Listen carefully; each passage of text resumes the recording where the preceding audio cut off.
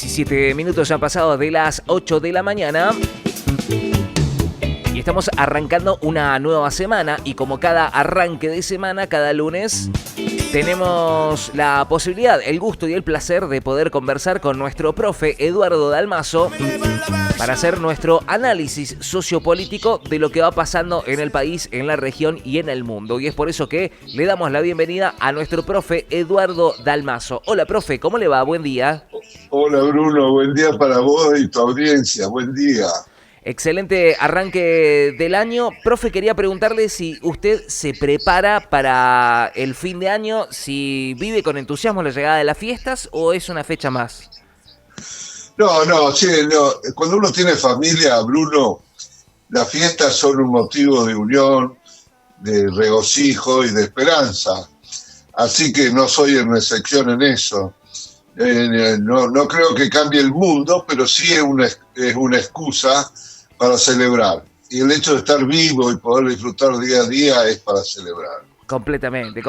Y nosotros lo vivimos así con alegría ya en el último tramo del año y felices, primero por haber podido sostener este espacio realmente importante para nosotros aquí al aire. Así que antes de arrancar queríamos agradecerle, profe, el haber justamente participado durante todo el año en esto que nos parece importante, pensar, analizar, frenar un poquito la pelota y mirar qué es lo que va pasando, quizás con un poquito más de profundidad en un mundo tan rápido, ¿no? Tan instantáneo, ¿no? Que nos permite estos ratitos al aire poder pensar un rato, ¿no?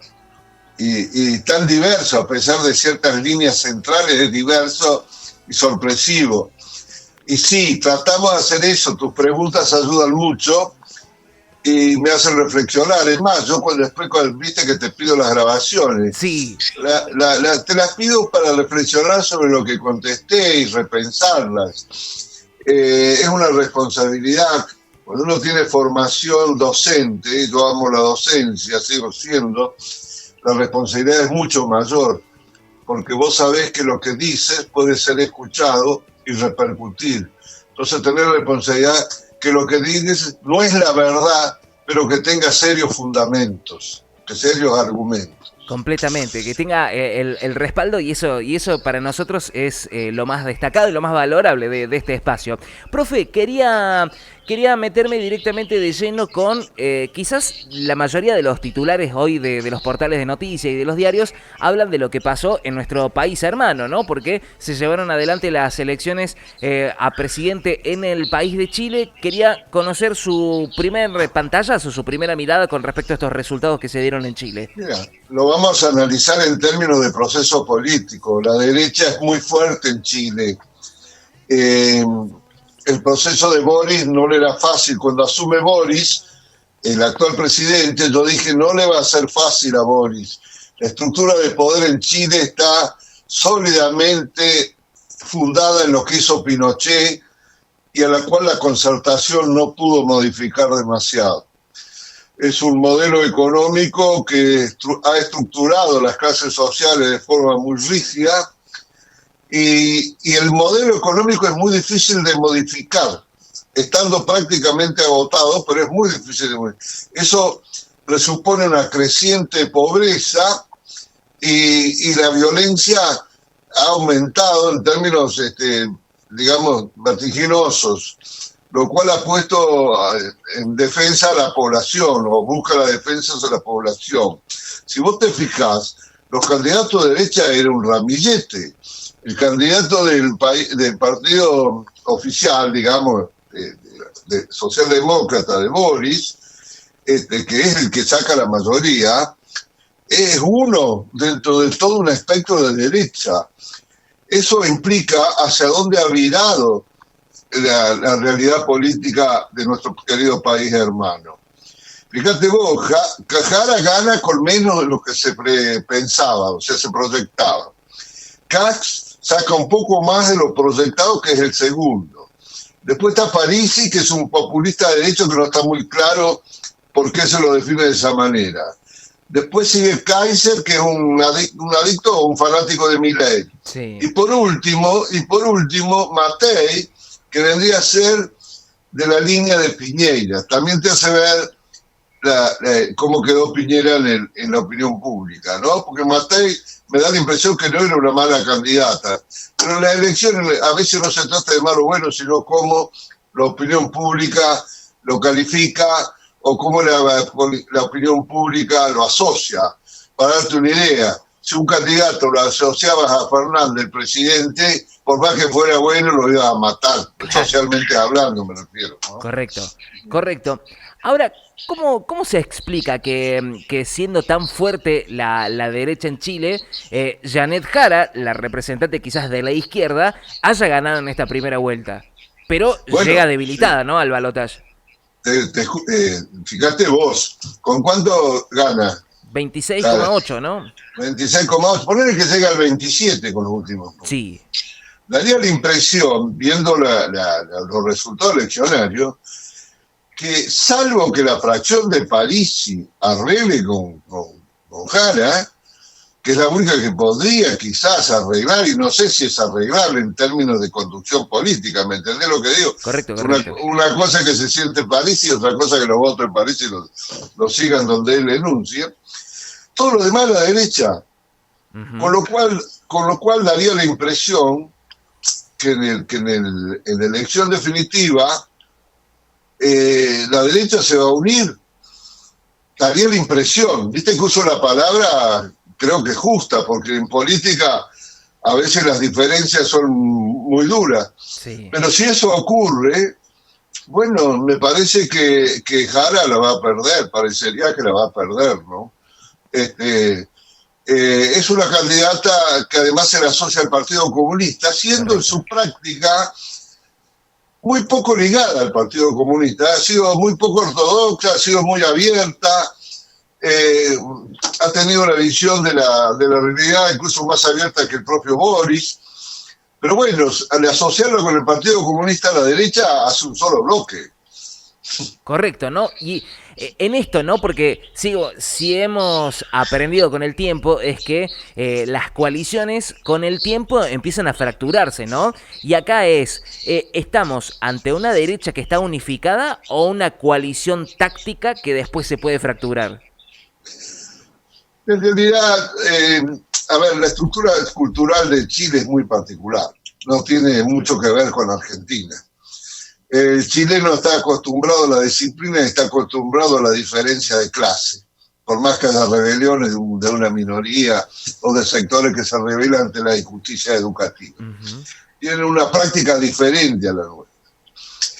Entonces, en todo caso, me parece que tomando en cuenta las distintas fracciones de la derecha, ha predominado, digamos, lo de derecha, que es terrible porque es muy a la derecha, sí, menos violenta que las que han seguido, salvo el caso de Matei, que hubiera sido más un centro derecha. Correcto. Pero también el salir Matei en el último escaño del nivel, también me dice que la sociedad está inclinada a una derecha más extrema, quizás ligada a dos factores que lo han señalado los medios, bueno, no se te escapa eso. La violencia que hay en términos de robo, asaltos, asesinatos, y el temor de la migración. Y este temor de la migración tiene mucho que ver con lo que yo te acabo de decir, la estructura cultural del chileno medio, digamos. Claro, claro. Ahora, en esto, profe, porque... evidentemente usted lo va mencionando, ¿no? El impacto del temor y esta agenda de seguridad en este resultado electoral evidentemente ha tenido su peso, ¿no? ¿Se transforma Chile en un país donde la seguridad vale más que la cuestión ideológica? Mira, no tengo duda. Viendo los resultados eleccionarios, evidentemente la cuestión de seguridad ha pasado a un primer plano. La sociedad chilena es muy conservadora y la estructura económica es muy... digamos, monopolista y está sentada. El poder de los grandes grupos económicos chilenos es muy fuerte y eso influye en la política. Entonces, si vos ves el arco de la derecha, te das cuenta que en realidad el miedo o la violencia ha incidido muchísimo. Y la migración es un miedo también a la pérdida de empleo y también a que el chileno no le gusta mezclarse con los que no son propios, aún estando en la escala que vos creas. Sí. Esto lo puedo decir con algún conocimiento, porque viví 3 años y medio en Chile. Así que sé más o menos cómo funcionan los valores en esa sociedad. Profe, hubo voto obligatorio, ¿no? ¿Qué papel jugó el voto obligatorio? Sí. ¿Favoreció realmente a la derecha por el voto de esos sectores quizás menos politizados? Y daría la impresión que sí, Ujú. daría la impresión que sí, que ha favorecido a la derecha y además calculo que, dado la cultura diferente a la nuestra, el chileno medio ha ido a votar por miedo a las multas o los costos de no votar, porque digamos, son mucho más rigurosos en el cumplimiento de la ley que nosotros. Claro, claro. Recién usted, profe, decía, ¿no? Que cuando en la victoria inicial de Boric, ¿no? En su primer mandato, usted dijo que iba a ser complejo, ¿no? Que pudiese desarrollar su gestión. ¿En qué medida esta elección es un referéndum sobre la gestión de Boric? ¿Jara es la continuidad o es una carga con un desgaste que no le es propio? Me parece que es una carga que tiene, el desgaste ha sido muy grande, Ujú. lo que yo pienso es un castigo a un gobierno que estaba además en los primeros tiempos, hay que acordarse la ingenuidad de la extrema izquierda con la reforma constitucional que espantó a todos los sectores medios de Chile, incluso los que pudieron haberle votado. Fue realmente una caricatura de reforma, los planteos que se hacían y hubo que en definitiva Boris se vio obligado a desconocer la reforma constitucional. Correcto, sí. Pero eso desgastó totalmente su figura y su autoridad. Creo que él es un político sano, creo que ha sido un político que es ejemplar en muchas cosas, pero sin el poder suficiente para poder transformar esa realidad. Y no le ayudó la primera etapa de su gobierno, te diría que le jugó totalmente en contra. Ujú. Después le entra a conciliar y a reformular, pero bueno, no tiene la unidad total de la franja que lo apoyó y no tiene la fuerza política ni económica para cambiar el modelo de Chile. Profe, en esto quería preguntarle por qué hoy está definido, ¿no? Este balotaje entre Kast y Jara. ¿Qué representa Kast hoy? ¿Es la nueva derecha, si se quiere, populista o es la derecha tradicional un poco más emparchada, ¿no? O sea, si abandonó esa lucha de la batalla cultural o solo la disimuló un poquito para poder ganar votos. No, no tengas duda, acá representa la derecha más, no diría exacerbada, pero quizá la derecha más tradicional del arco pinochetista de Claro. Chile. Uh-huh. Él la representa mejor que los otros y por eso ha salido con más votos relativos. Ha sacado más del 24%, entiendo, lo cual habla de que si vos sumás todos los porcentajes de los demás, son ampliamente mayoritarios, ¿no? Sería una revolución que pudiera ganar Jara, pero hoy es impensable, ¿no? No digo que no, porque no soy un medium, soy un analista, claro, pero en términos de factibilidad yo no veo cómo puede hacer para ganar. Por eso ellos hablan, y eso es muy chileno, más allá de las diferencias somos una familia, todos somos una familia, todos nos queremos. No, esas son expresiones de una sociedad muy condicionada por su cultura. Es una cultura muy particular. No, nada que ver con nosotros, Sí, sí, obviamente. sí. Sí, sí, completamente. Ahora, profe, esto evidentemente creo que fue lo sorprendente de esta elección, más allá de la obligatoriedad, es esto que usted mencionaba, ¿no? Este candidato como es Franco Parisi, que sacó un porcentaje muy amplio de votos, de hecho quedó tercero, y es como este voto antisistema, podemos decir, es como una especie de Milei chileno porque nace también de la cuestión mediática, ¿no? Es un economista que empezó a pasear por distintos canales de televisión llevando adelante su mirada y de repente hoy se lleva el tercer lugar con una gran cantidad de votos o un porcentaje importante. ¿Puede llegar a definir ese porcentaje antisistema o enojo, como quieran llamarlo? ¿Puede llegar a definir la elección para un lado o por el otro? ¿O se va a volcar directamente hacia Kast?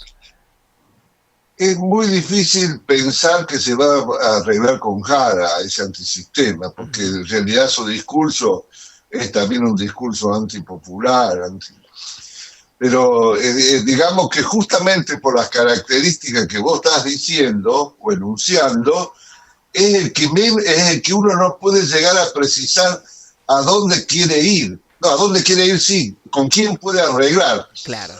¿No? Pero a mí me parece que Parisi ha hecho una elección muy importante que lo posiciona para el futuro. En la medida que el gobierno de Kast, si es que gana Kast, perdón, si es que ganara Kast no satisfaga, o si Jara en una de esas gana y no satisface a los votantes, y bueno, Parisi está ahí, Claro. como lo fue Milei en su momento cuando fue diputado nacional, ¿te acuerdas? Antes de ser presidente fue diputado nacional. Correcto. Parisi ha hecho esa escala en un mundo tan impredecible, con cambios tan fuertes en los valores de la juventud, en las frustraciones. Parisi está ahí, o sea que lo que tiene es que la derecha chilena tiene mucho poder, está muy metida con los factores económicos, tiene una larga tradición. Eso hace que para un Parisi le sea más difícil penetrar, digamos, penetrar a la sociedad como lo hizo Milei acá. Claro. Digamos, las defensas de acá estaban caídas, las murallas estaban derrumbadas. Allá lo que quiero decirte es que allá las murallas siguen siendo muy fuertes, muy sólidas. Claro. Es mucho más difícil para un Parisi penetrar que a un Milei que encontró las puertas abiertas para entrar a la ciudad, digamos, la ciudad de la política. Completamente, completamente. Veníamos con la guardia bastante baja. Ahora, evidentemente, la cuestión que tiene que ver con análisis previos a las elecciones, como por ejemplo las encuestas, no solamente fallan acá en la Argentina, sino que evidentemente en Chile también, porque a Parisi lo daban casi como en un cuarto o quinta ubicación y termina sorprendiendo con un tercer puesto, ¿no? Claro, porque en realidad las encuestas tienen otra proyección. En el mundo están fracasando, porque hay un cambio social y hay un cambio en los intereses, sobre todo de sectores de la juventud, y algunos sectores que son totalmente distorsionados respecto a las respuestas normales. Entonces no son considerados porque de alguna manera no reflejan los conceptos de los que hacen las encuestas, de los grandes analistas encuestadores. Y entonces aparecen estos personajes porque no están encuadrados en la metodología de búsqueda. Pero pasa acá, pasa en Estados Unidos, pasa en Europa, pasó con el Brexit, pasa con todos esos. Completamente.